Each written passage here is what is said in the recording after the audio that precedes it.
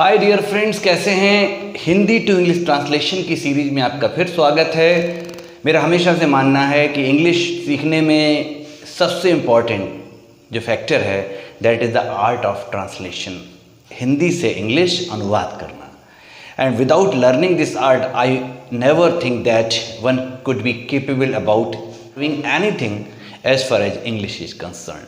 अंग्रेजी में कुछ भी सीखना हो सबसे पहले ज़रूरी है ट्रांसलेशन सीखना। आइए, एक बहुत ही इंटरेस्टिंग स्टोरी है, बोर्ड एग्जाम में भी बहुत बार आ चुकी है, इसको ट्रांसलेट करते हैं। गंगाराम एक बढ़ई था। सो गंगाराम वाज आ कारपेंटर। उसके बहुत से बच्चे थे। He had many children.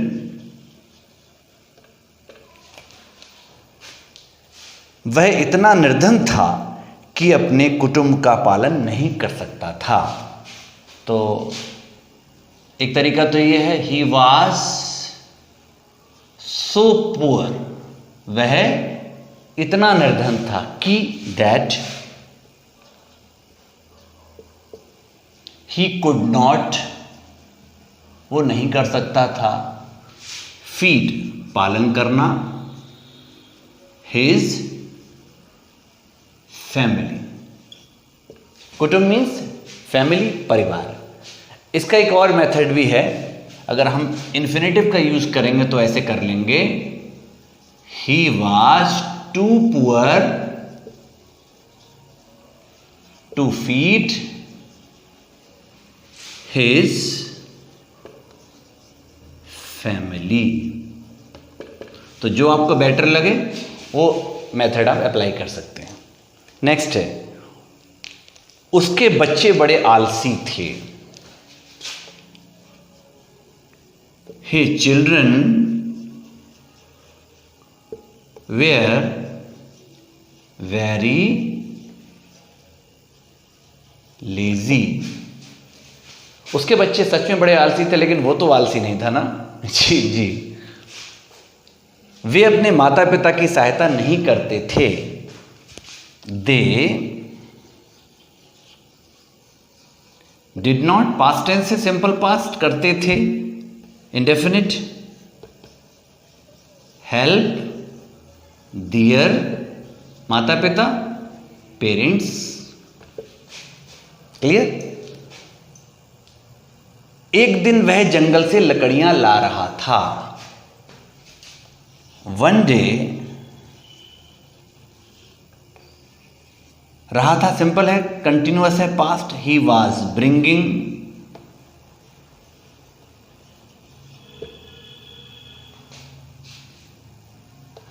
Wood from the forest.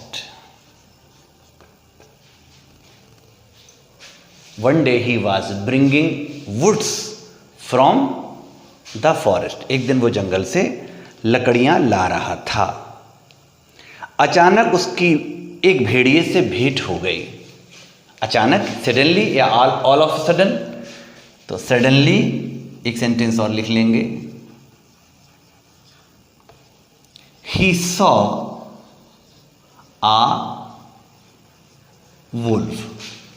Met इसलिए नहीं लिखेंगे, मेट माने मीटिंग, मुलाकात है, ये दोनों मिलना चाहते हैं। अचानक उसके रास्ते में एक भेड़िया आया, तो मैंने लगा कि ट्रांसलेट करना चाहिए, ही सॉ अ वुल्फ। उसने भेड़िए से कहा, ही सेड, कहा, टू द वुल्फ, मुझे राजा ने भेड़ियों को पकड़ने भेजा है। The king has sent me. ये सेंटेंस दो तरह से कर सकते हैं, या तो एक्टिव वॉइस में या पैसिव वॉइस में। मैंने पहले एक्टिव वॉइस आपको ट्रांसलेट करूंगा। भेजा है, या है, ई है, ए है, इसका मतलब परफेक्ट टेंस प्रेजेंट का। तो the king has sent me, मुझको भेजा है, ये हो गया एक्टिव फॉर्म। काय के लिए? पकड़ने, टू कैच भेड़ियों, वुल्व्स। ठीक है, ये एक्टिव फॉर्म। इसी सेंटेंस को अगर हम पैसिव में ट्रांसलेट करेंगे, मुझे भेजा गया है, तो हम ऐसे करेंगे, I have been sent to catch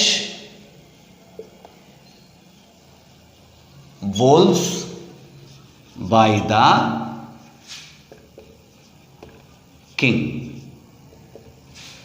sentence दोनों सही है, एक एक्टिव फॉर्म है, ये वाला एक्टिव फॉर्म है, ये पैसिव फॉर्म में है।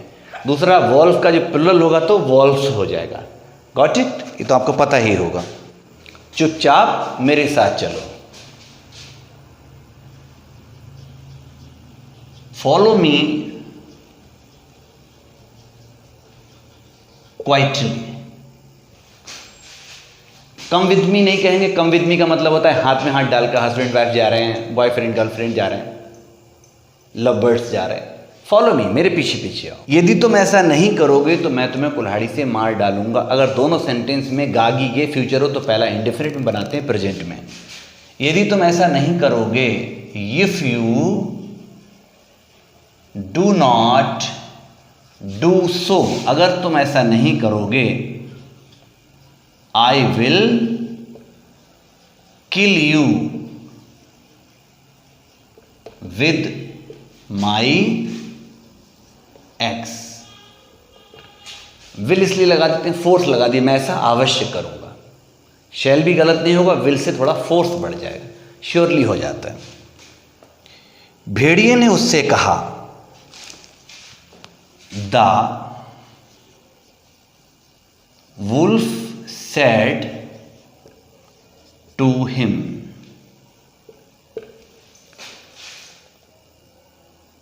तुम भेड़ियों को क्यों पकड़ना चाहते हो? प्रेजेंट इंडेफिनिट ते हो। Why do you want to catch wolves? यदि तुम्हें धन चाहिए तो कृपया मुझसे ले लो, question mark. If you want wealth, take it from me। मैंने जानबूझ के वेल्थ लगाया है, मनी नहीं लगाया। शायद मनी एक करंट यूज में होने वाला वर्ड है, उस जमाने में वेल्थ कहते हो धन के लिए, तो क्योंकि सोना चांदी ही धन होता था, वेल्थ लगाया मैंने। यह सुनकर बढ़ई चुप रहा, फिर आ गया कर तो पार्टिसिपल।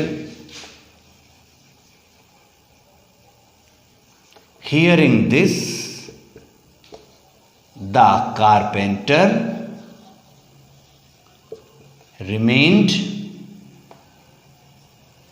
साइलेंट एंड, भेड़िए ने उसे बहुत सा सोना दिया। The wolf gave him lot of gold। Clear? So friends, आपको ये ट्रांसलेशन कैसा लगा? अच्छा लगा हो तो शेयर जरूर करें, लाइक करें, सब्सक्राइब करें। Bye, take care, see you.